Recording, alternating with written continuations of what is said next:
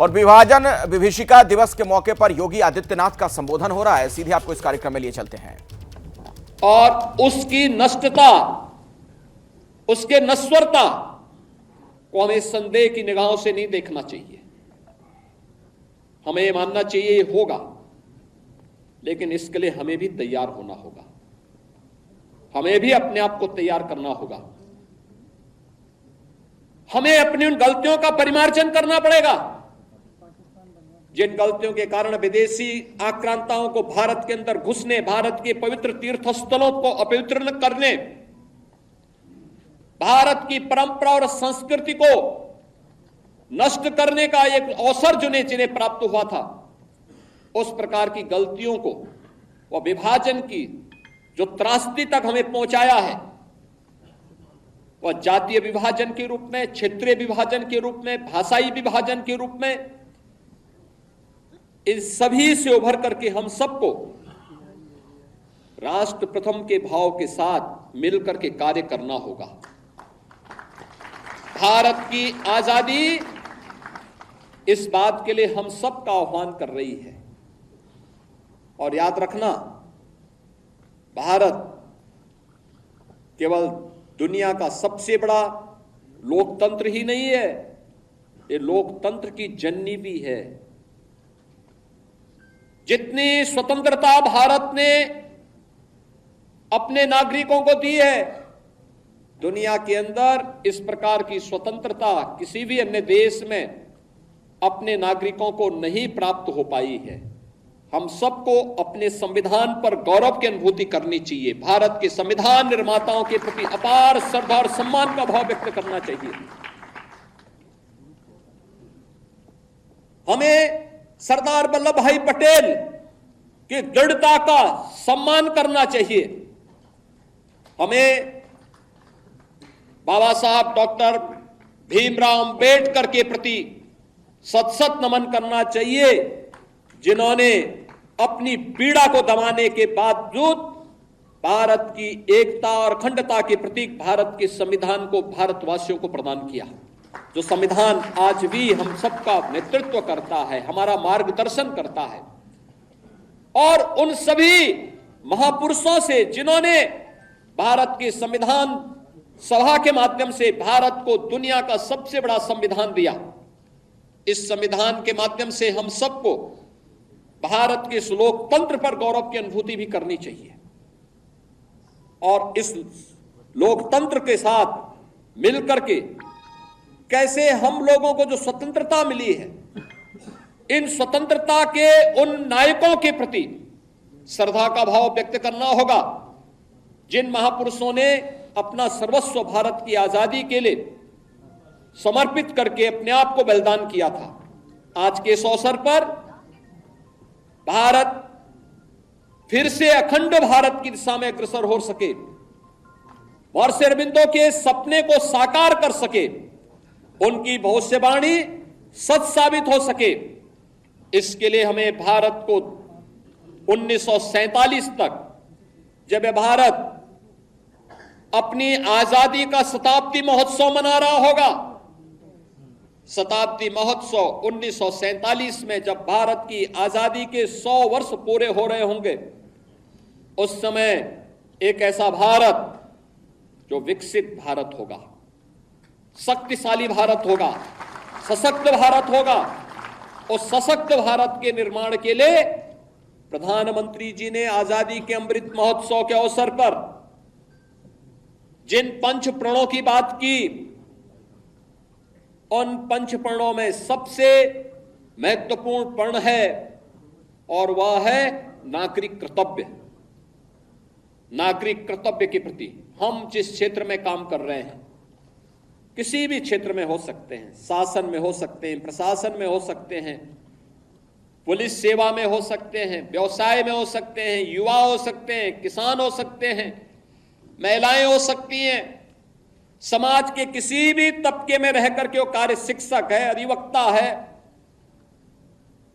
किसी भी क्षेत्र में वो काम कर रहा है, उस क्षेत्र में अपने नागरिक कर्तव्यों का पालन करते हुए राष्ट्र प्रथम के भाव के साथ उसे कार्य करना होगा। राष्ट्र प्रथम का यह भाव जब हमारे जीवन का संकल्प बनेगा तो भारत के अंदर भारत को दुनिया की सबसे बड़ी ताकत बनने में कोई देर नहीं लगने वाली है। याद रखना, पिछले 10 वर्ष के अंदर भारत की प्रगति दुनिया को अचंभित करती है, दुनिया को आकर्षित करती है। दुनिया अभिभूत है, भारत की तरफ आशा भरी निगाहों से देख रही है। उसे विश्वास है कि भारत अगर सुरक्षित है तो विश्व मानवता सुरक्षित है। और इसलिए भारत की तरफ आज के समय में दुनिया के अंदर कहीं भी कोई संकट आता है तो भारत की तरफ दुनिया देख रही है। भारत की तरफ दुनिया का यह आकर्षण हमें एक नए भारत का दर्शन कराता है। प्रधानमंत्री मोदी जी के नेतृत्व में इस नए भारत को दुनिया की सबसे बड़ी ताकत के रूप में स्थापित करना, और 10 वर्ष में, आज से 10 वर्ष पहले भारत दुनिया की 10वीं बड़ी आर्थिक महाशक्ति था। आज भारत दुनिया की 5वीं बड़ी अर्थव्यवस्था बना है। अगले 3 वर्ष के अंदर भारत दुनिया की 3री बड़ी अर्थव्यवस्था बन जाएगा। और हमारा प्रयास होना चाहिए कि 1947 होते होते भारत दुनिया की सबसे बड़ी ताकत बनेगा, और उस ताकत के लिए भारत के हर नागरिक को एकजुट होकर के अपने आपसी मतभेदों को समाप्त करते हुए जाति के नाम पर, क्षेत्र के नाम पर, भाषा के नाम पर विभाजन करने वाले उन ताकतों से सतर्क रहते हुए एक भारत श्रेष्ठ भारत के बारे में सोचना होगा। इतिहास के उन गलतियों के परिमार्जन का एक अवसर हम सबके सामने है। हम फिर से इस प्रकार की गलतियों की त्रासदी और इस प्रकार की विभाजन की त्रासदी का सामना फिर से वर्तमान और भावी पीढ़ी को न करना पड़े, इसके लिए हम सबका संकल्प होना चाहिए, जीवन का ध्येय होना चाहिए। विभाजन की इस त्रासदी के लिए तत्कालीन कांग्रेस नेतृत्व पूरी तरह जिम्मेदार रहा है। कांग्रेस विभाजन की इस त्रासदी के लिए और समय समय पर देश के साथ हुए इस धोखे के लिए कभी देश की जनता से माफी नहीं मांगेगी, क्योंकि उनका चरित्र कभी भी इस प्रकार का नहीं रहा। कांग्रेस का वास्तविक चरित्र अधिनायकवादी रहा है। और देश के अंदर जब भी उसको अवसर मिला उसने लोकतंत्र के गले को घोंटने का प्रयास किया। 1975 इसका उदाहरण है। जब भी कहीं पर नागरिकों ने अपने अधिकारों की बात की, उसने आपस में लड़ाने का काम किया। देश के अंदर भाषाई विवाद, देश के अंदर क्षेत्रीय विवाद, देश के अंदर सनातन राष्ट्र में हिंदू और सिखों को आपस में लड़ाने का कार्य, ऐसे तमाम ऐसे पाप हैं इनके, जिन पापों की कभी माफी नहीं दी जा सकती है। और इसलिए हमें इस प्रकार के लोगों से सावधान रहते हुए फिर कहीं भी कोई ऐसी स्थिति ना आने पाए जो देश के वर्तमान और भावी पीढ़ी के सामने इस प्रकार की दुर्भाग्यपूर्ण त्रासदी की स्थिति पैदा करे।